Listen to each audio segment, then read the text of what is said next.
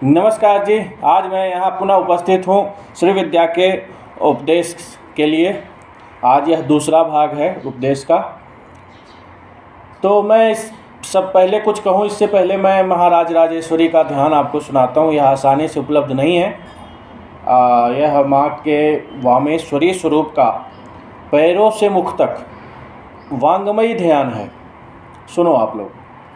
छंदः पादयुगां निरुक्ति सुमुखां शिक्षा च जङ्घायुगां ऋग्वेदोरुयुगां यजुस्तु जघनां या सामवेदोदरां तर्कन्यायकुचा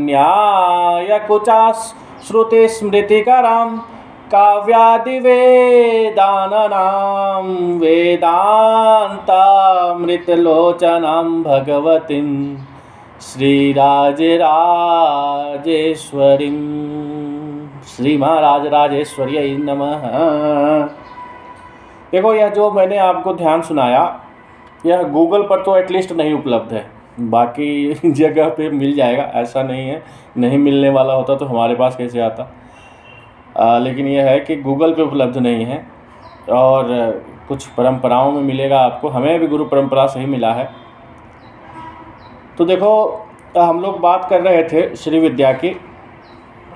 तो मैं आज ना आपको अभी माँ ललिता के बारे में ही बताऊंगा। अभी चक्रों पे नहीं जाएंगे, अभी चक्रों को समझेंगे। अभी जो मुख्य त्रिकोण है, मुख्य बिंदु है माँ ललिता का, उसी के बारे में अभी चर्चा हम करेंगे। ये चर्चा करें इससे पहले मैं आपको एक दो चीज़ बता दूं।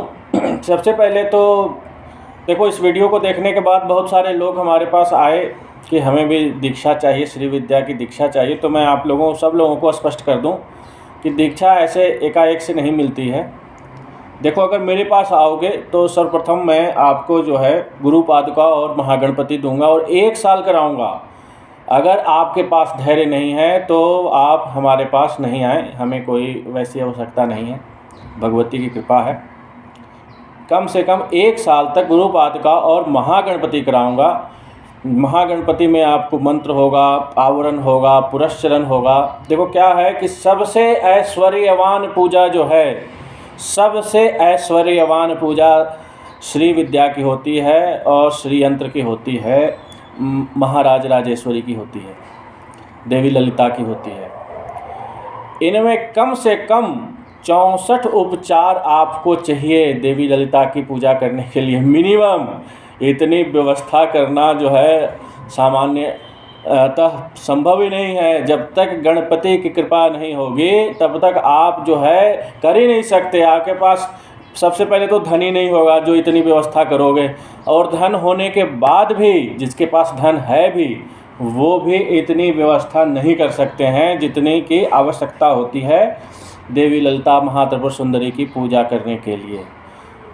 बिना गुरु और गणेश की कृपा के आपको यह व्यवस्था उपलब्ध ही नहीं हो सकती। तो इसलिए जो लोग भी मेरे पास आ रहे हैं उनको स्पष्टतः मैं यह बता दूं कि मैं 1 साल तक गुरु पादुका और महागणपति कराऊंगा। महागणपति का अपना एक यंत्र होता है, उसका यंत्रार्चन होता है, पूजा होता है, मंत्र होते हैं, हृदय होते हैं, कवच होते हैं, हर चीज़ होती है। जो भी सब जगह होता है वो हर चीज़ होती है।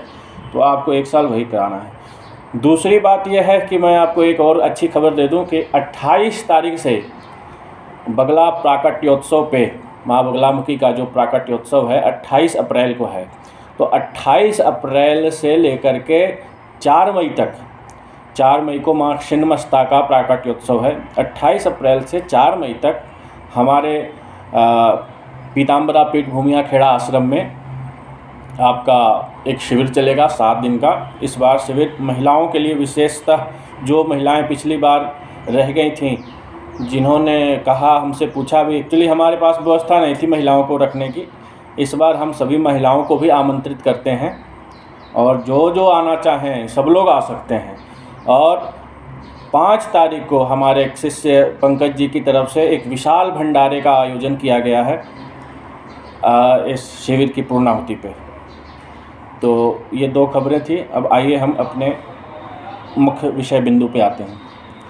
देखो जी, जो मुख्य त्रिकोण है, जो सबसे भीतरी त्रिकोण है, सबसे अंदर का त्रिकोण है, वहाँ पे जो बिंदु है, जिसे हम देवी ललिता महात्रिपुर सुंदरी परा भट्टारिका कहते हैं, वह बेसिकली मुख्यतः एक बिंदु नहीं है, वहाँ 3 बिंदु हैं।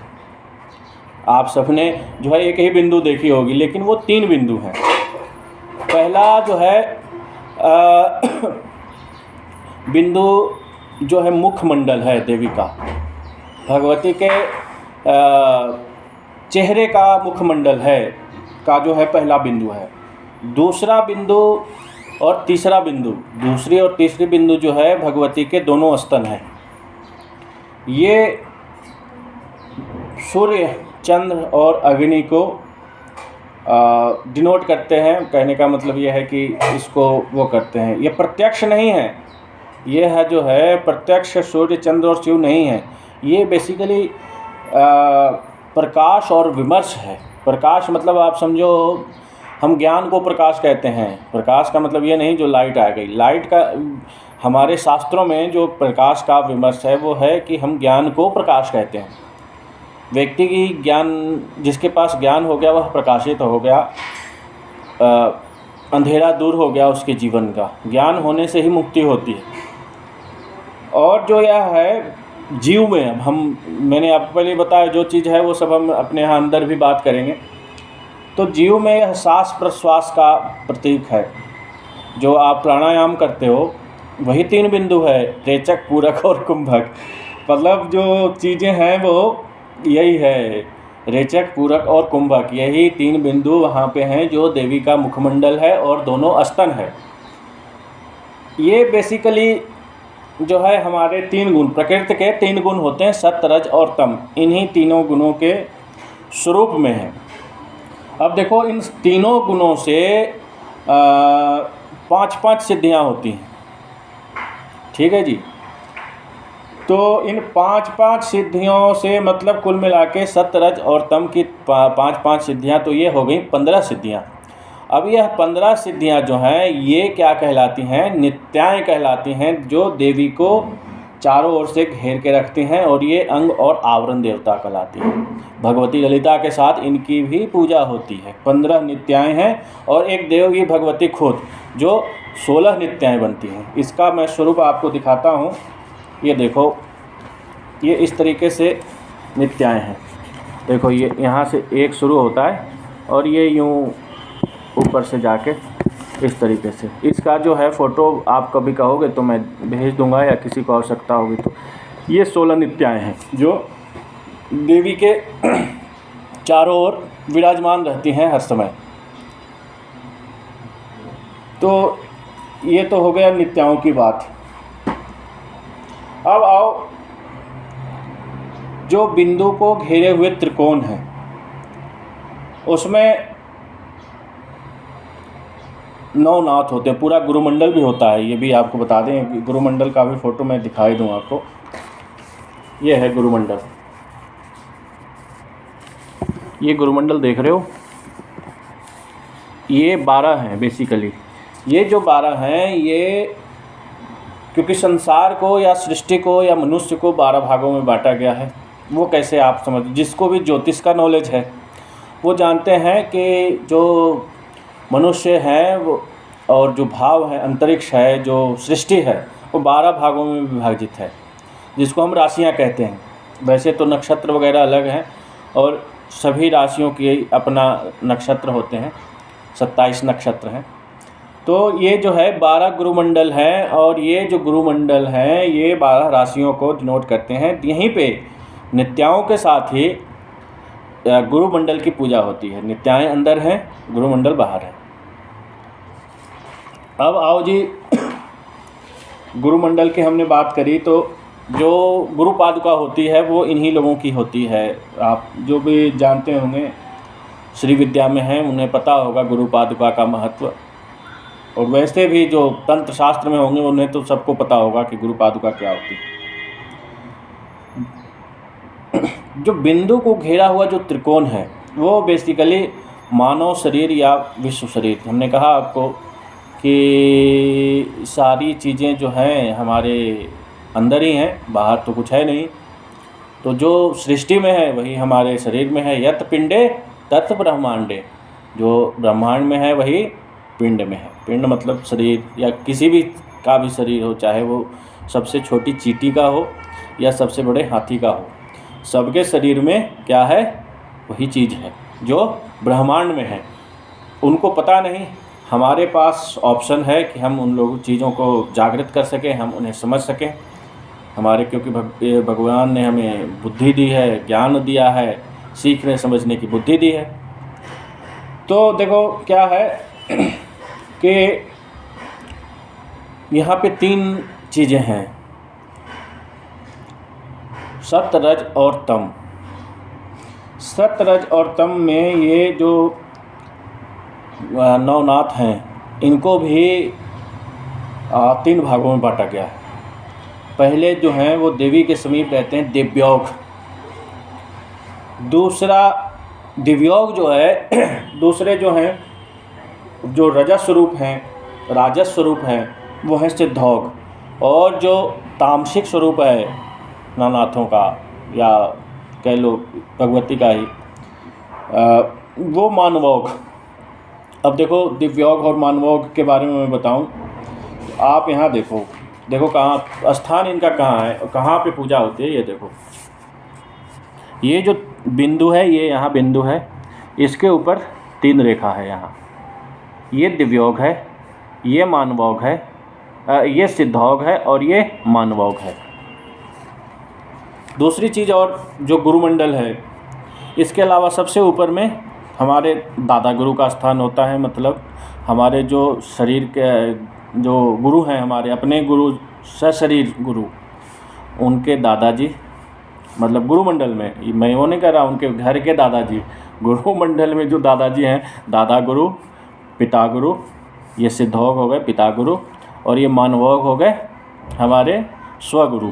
इनका स्थान, ये तीनों, ये चीज़ें श्रीयंत्र में बनाई नहीं होती। मैं आपको और बहुत सी चीज़ बताऊँ कि देखो क्या है कि जितनी चीज़ें हैं, श्रीयंत्र इतना विशाल यंत्र है कि आप सोच ही नहीं सकते। अब जैसे मैं एक एग्जांपल ले रहा हूँ, हमारे महागणपति जी की बात करो, जो उसके बारे में मैंने आपको बात की। अब महागणपति का एक अपना यंत्र है जो वहाँ विराजित है। उसके बाद मैं आपकी बात करूँ तो जितने भी नित्याएँ हैं उन सब का है। कहने का मतलब ये है कि इस यंत्र के अंतर यंत्र के अंदर यंत्र, बहुत सारे यंत्र हैं। और जो जैसे ये यंत्र देख रहे हो आप, ये त्रिकोण देखो आप, चलो इसमें नहीं, आप इसमें ही देखो, ये त्रिकोण है, मुख्य त्रिकोण है इसको आप कहो, जिसके अंदर बिंदु है। इसको भी कल्पना से जो है, आप लोगों ने अगर किसी ने पात्रार्चन किया होगा, कई लोगों ने किया होगा पात्रार्चन, तो जो पात्र रखने का स्थान होता है उसमें नीचे त्रिकोण होता है। त्रिकोण जो है वृत्त से घिरा हुआ होता है और उसके ऊपर क्या होता है, वर्ग होता है। तो जो वो यंत्र है उसी की कल्पना करनी होती है इस यंत्र में भी, यहाँ पे। और या तो आप कल्पना करो या बनाओ, तो आप इसकी पूजा कर सकते हो। तो खैर वो हम ज़्यादातर लोग कल्पना में ही उसको बनाते हैं और उसकी पूजा करते हैं। स्थूल रूप से शायद ही कोई बनाता होगा, बहुत कम लोग बनाते हैं, अगर बनाते भी हैं तो। क्योंकि मेरे कहने का मतलब ये है कि इस यंत्र में इतने यंत्र हैं कि इतना बनाना संभव ही नहीं है। तो कहने का मतलब ये है कि पूरी सृष्टि इसमें है। अब देखो, हमने बात करी दिव्योग, सिद्धौघ और मानवोग की। तो आपको मैं बताऊं, हमारे शरीर में ये दिव्योग, सिद्धौघ और मानवोग कहाँ है, क्योंकि ये इंद्रियां ही हैं। देखो अब दिव्योग, सिद्धौघ ये क्या है, गुरु हैं। अब गुरु क्या है कि अब हमें ज्ञान देते हैं, और इंद्रियां क्या हैं, अब उनको इंद्रियों से तुलना करें। हमारी जो इंद्रियां हैं, जो द्वार हैं हमारे शरीर के, विश्व द्वार, मानव शरीर के द्वार है अंदर जाने के या बाहर आने की। जैसे आत्मा, अब अंदर आने का तो कोई देख नहीं सकता, माता के पेट में आदमी अंदर आता है शरीर के अंदर। लेकिन ये है कि आदमी जब मर रहा होता है तो बहुत सारे लोग आत्मा के निकलने का द्वार समझ पाते हैं। मैं सबकी बात नहीं कर रहा, लेकिन बहुत सारे लोग, हमारी दादी नानी, इवन कि हमारी माता जी को भी जब कोई मर रहा होता है तो उन्हें पता हो जाता है कि इनके प्राण कैसे निकले। मैं अपनी बात नहीं कर रहा हूँ, क्योंकि आप कहोगे कि आप तो साधक हैं, आपको पता चलेगा, लेकिन मैंने अपनी माता जी का नाम लिया कि आप जो है समझ सको कि सिर्फ साधकों को ही नहीं, सामान्य लोगों को भी पता चल जाता है कि इंसान के शरीर से प्राण किस द्वार से, किस माध्यम से निकला, आँख से, नाक से, मुंह से। तो देखो, अब हम यहाँ बात करेंगे जो दिव्योग है आपका, ये दोनों आँखें और मुख, ये हमारे क्या हैं, दिव्योग हैं। ये सत्व है। मतलब अगर किसी के आँख से प्राण निकल रहे हैं, बहुत लोगों के आँख से प्राण निकलते हैं, ऐसा नहीं है, तो या मुख से प्राण निकलते हैं, तो ये क्या है कि ये आप अच्छा साइन मानिए कि उनकी जो गति है ऊपर की ओर हो गई। ये दिव्योग हैं। ये इंद्रियां क्या है, आँख से ही आप जो है सारी चीज़ें देखते हैं। कोई भी किताब आप पढ़ रहे हैं बचपन से लेकर के और मृत्यु तक, कोई भी किताब पढ़ रहे हैं, दुनिया देख रहे हैं, जो भी चीज़ कर रहे हैं, क्योंकि तो जानकारी आपको कहाँ से मिल रही है, आँखों से मिल रही है। आप बात से बोल करके आप इंटरेक्शन करते हैं, मुंह से बोल करके इंटरेक्शन करते हैं, जिससे नॉलेज होता है। चाहे वो आपको स्कूल में टीचर पढ़ाएं, गुरु पढ़ाएं, या घर में माता पिता पढ़ाएं, क्योंकि पहली गुरु माँ होती है सबके लिए। तो ये आपको कहने का मतलब ये है कि ये जो दोनों आँख और मुंह, ये दिव्योग गुरु हैं, शरीर में इनका स्थान है। अब देखो, मैंने आपको बताना शुरू किया। दूसरी जगह पे आ जाओ, जो राजसिक व्यवहार है वो है दोनों कान और लिंग या योनि। कान, लिंग या योनि, ये राजसिक है। अगर किसी के प्राण निकल रहे हैं इनसे, तो ये राजसिक है। इनकी गति बहुत दूर नहीं हो पाती है, ये बीच में ही रहते हैं। और मतलब कहने का मतलब ये है कि पितृलोक वगैरह में जाते हैं, सूर्यमंडल तक जाते हैं, चंद्रमंडल तक जाते हैं, जहाँ तक भी मतलब मध्यम श्रेणी के लोग होते हैं। और देखो क्या है कि आप कुछ पढ़ते हो, या ये भी गुरु हैं। कैसे, मैं आपको बताऊं, क्योंकि आप जो भी पढ़ रहे हो, टीचर अगर कोई कुछ कह रहा है तो आप कैसे सुन रहे हो, कानों के माध्यम से। ठीक है जी। मुंह से तो आप बोल के रट सकते हो, सीख सकते हो अपने आप से किताब पढ़ के, लेकिन कानों के माध्यम से आप शिक्षक के, गुरु के बताए हुई चीज़ों को सुन करके आप आत्मसात कर सकते हो। तो ये कान क्या है, ये भी गुरु हैं, कान और लिंग। अब लिंग के बारे में मैं नहीं बताऊंगा यहाँ ओपनली कि वो कैसे गुरु हैं, लिंग या योनि जो भी है। दोनों कान आपके ये और लिंग क्या है, सिद्ध और गुरु हैं, राजसिक हैं। तो इनसे भी जो व्यवहार होता है, जो मृत्यु होती है, वो बीच की होती है। अब आ जाओ जी तामसिक। तामसिक स्वरूप में आपको मैं बताऊं तो जो हमारी नासिका की दोनों छिद्र हैं, जो नासाग्रपुट है, मतलब नाक के जो दोनों छेद हैं जिससे हम श्वास लेते हैं, और गुदा मतलब के मल द्वार, ये क्या है, ये हमारे मानवोग गुरु हैं। इनसे भी हम चीज़ें सीखते हैं, इनसे भी हमारा जीवन चलता है। अगर ये ना हो तो शरीर एकदम से बंद हो जाएगा, क्योंकि जो प्राण वायु है जिससे शरीर चलायमान है, वो नाक से थ्रू जाती है। तो ये भी हमारे गुरु हैं, ये मानवोग गुरु हैं।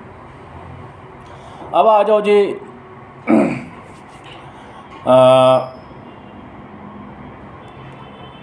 सत, रज और तम, ये तीनों चीज़ आप समझ गए। अब इन तीनों चीज़ों को मिला देने से क्या है कि ये कामेश्वरी, कामेश्वर और परब्रह्म, ये तीनों के मिलन से देवी ललिता महात्रिपुर सुंदरी परा भट्टारिका का जो हम स्थूल रूप देखते हैं वो होता है।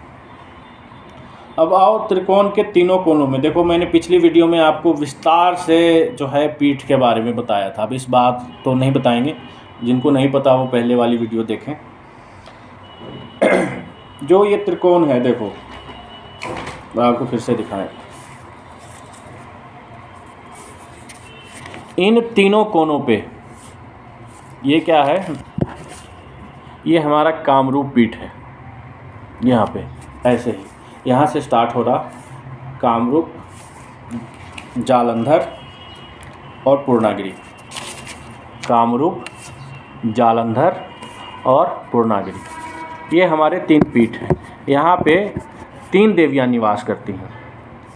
3 देवियों में कौन, तो एक कामेश्वरी, ये कामेश्वरी का जो स्थान है ये पहला है। जो लोग ये कहते हैं कि कामाख्या क्या है, तो उनको बता दूं कि जो आधार है पूरी सृष्टि का, वो वहाँ बैठी है माँ कामाख्या, पूरी सृष्टि का। और आप वहाँ जाके कुछ देखिएगा फिर नहीं, आप तो ये समझो कि वहाँ गए और वहाँ से जो जिनको नॉलेज नहीं है, जो समझ नहीं पाते, जो अनुभव नहीं कर पाते, वो कहें कि हम तो बेवकूफ़ बन गए, यहाँ ना आए और ना कुछ देखने को मिला, ना कुछ सुनने को मिला। तो आधार है, वहाँ देखना नहीं है, वहाँ आँखों की आवश्यकता नहीं है, वहाँ आँख बंद करके अनुभव करने की आवश्यकता है। तो आपको पता चलेगा कि माँ कामाख्या का स्वरूप क्या है। ऐसे तो आप वहाँ फील ही नहीं कर सकते, क्योंकि वहाँ देखने की चीज़ नहीं, योनि पिंड है। योनि भी कोई भला देखने की चीज़ होती है? ये कौन दिखाएगा आपको? जो ये हैं वो अनुभव करने की चीज़ है। तो देखो ये कामगिरी है, कामरूप है। तो यहाँ पे देखो माँ कामाख्या बैठी हैं। और कामरूप में जो कामेश्वरी है, देखो कामेश्वरी यहाँ 2 हैं। श्री यंत्र में 2 जगह स्थान पर कामेश्वरी हैं। एक तो कामेश्वरी जो देवी ललिता बन के बैठे हैं, और दूसरा कामेश्वरी यहाँ अलग से जो है पहले नंबर पे, जो हमारा अंदर का त्रिकोण है, नीचे वाला त्रिकोण, वहाँ पे कामेश्वरी विराजमान है पहले नंबर पे। तो जी देखो जो कामरूप है वो सबसे मुख्य स्थान है मेरे विचार में, बाकी तो अब दुनिया जो भी कह ले। तो जो कामरूप है वो क्या है, रुद्रात्म शक्ति है, भगवान रुद्र की शक्ति है। उसके बाद आ जाओ जी जालंधर पीठ जो है वह महावज्रेश्वरी की पीठ है।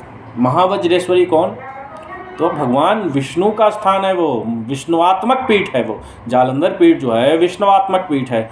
अब लोग जो भी कहें, लेकिन विष्णु की शक्ति महावज्रेश्वरी जो है त्रिकोण के दूसरे कोने पे निवास करती हुई, मैंने आपको दिखाया था 2रा नंबर। अब 3रे नंबर पे आओ, इधर पूर्णागिरि।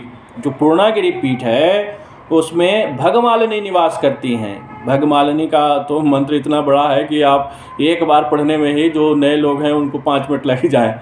तो भगमालिनी जो है वो ब्रह्मात्म शक्ति है, ब्रह्म की शक्ति, ब्रह्मा जी की शक्ति, ब्रह्मात्म शक्ति वहाँ विराजमान है। कहने का मतलब ये है कि तीनों जो हमारे मुख्य आधार हैं ब्रह्मा विष्णु हैं, वो तीनों अपनी अपनी शक्तियों के साथ स्त्री रूप में ही इस त्रिकोण में विराजमान हैं। अब देखो एक चीज़ मैं और आपको बताना भूल गया कि जो ये गुरुमंडल की पूजा होती है वहाँ भी स्त्री स्वरूप में ही होता है। ये नहीं कि जो है आप उनको पुरुष स्वरूप में गुरुमंडल में आपकी पूजा हो, नहीं, उनकी भी स्त्री में भी पूजा होती है। जैसे मैं एक एग्जांपल देता हूँ आपको, जैसे रिंग श्रिंग, मान लो किसी का नाम है, कुछ भी नाम मान लो, किसी कोई गुरु का कुछ भी नाम हो सकता है। मान लो आनंदानंदनाथ नाम है, तो आनंदानंदनाथ शक्ति शब्द का प्रयोग यहाँ अंदर किया जाता है ताकि आप जो है इसको समझ सके।